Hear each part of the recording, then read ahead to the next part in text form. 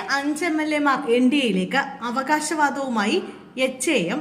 കേരളത്തിലെ 5 MLA-മാർ ഹിന്ദുസ്ഥാനി അവാം മോർച്ചയിൽ ചേരുമെന്ന് HAM ദേശീയ ജനറൽ സെക്രട്ടറി സുബിഷ് വാസുദേവ്. CPM-ൽ നിന്നും കോൺഗ്രസിൽ നിന്നും MLA-മാർ എത്തും. പാർട്ടി മാറ്റം സംബന്ധിച്ച ധാരണയായെന്നും അദ്ദേഹം പറഞ്ഞു. വരുന്നവരിൽ ഒരാൾ മുൻമന്ത്രിയായ MLA ആണ്. 2 പ്രധാന പാർട്ടികൾ HAM-ലേക്കും. പ്രഖ്യാപനം ഡിസംബറിൽ ഉണ്ടാകും. BJP-യിൽ ചേരാൻ ബുദ്ധിമുട്ടുള്ളവർ HAM-ൽ അംഗത്വമെടുക്കുമെന്നും അദ്ദേഹം പറഞ്ഞു. കേന്ദ്രമന്ത്രി ജിതിൻ റാം മഞ്ചി നേതൃത്വം നൽകുന്ന പാർട്ടിയാണ് ഹിന്ദുസ്ഥാനി അവാം മോർച്ച. ബീഹാർ മുൻ മുഖ്യമന്ത്രി കൂടിയാണ് ജിതിൻ റാം മഞ്ചി. കേരളത്തിൽ പാർട്ടി പ്രവർത്തനം വ്യാപിപ്പിക്കുമെന്ന് ജിതിൻ റാം മഞ്ചി പറഞ്ഞു. കേരളത്തിലും കർണാടകത്തിലും HAM സ്വാധീന ശക്തിയാകും. കേരളത്തിൽ ഉടൻ കൺവെൻഷനുകൾ വിളിച്ചു ചേർക്കും. ബീഹാർ തെരഞ്ഞെടുപ്പിന് ശേഷം പദ്ധതികൾ പ്രഖ്യാപിക്കുമെന്നും അദ്ദേഹം പറഞ്ഞു. 160 സീറ്റിൽ NDA വിജയിക്കുമെന്ന് ജിതിൻ റാം മഞ്ചി പറഞ്ഞു. ജംഗൽ രാജിലേക്ക് തിരിച്ചുപോകാൻ ബീഹാർ ജനത ആഗ്രഹിക്കുന്നില്ല.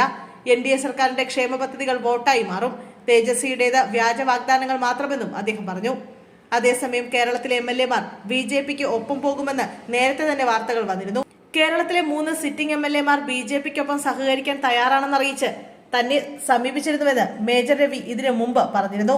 BJP നേതൃത്വത്തിൽ നിന്ന് അനുമതി ലഭിക്കാത്തതിനാലാണ് അക്കാര്യം നടക്കാതെ പോയെന്നും അദ്ദേഹം പറഞ്ഞു. അവർ ഇപ്പോഴും തയ്യാറാണ്, ഒരു ഉപാധിയുമില്ലാതെ വരാൻ തയ്യാറാണ് എന്നാണ് അവർ പറഞ്ഞത്.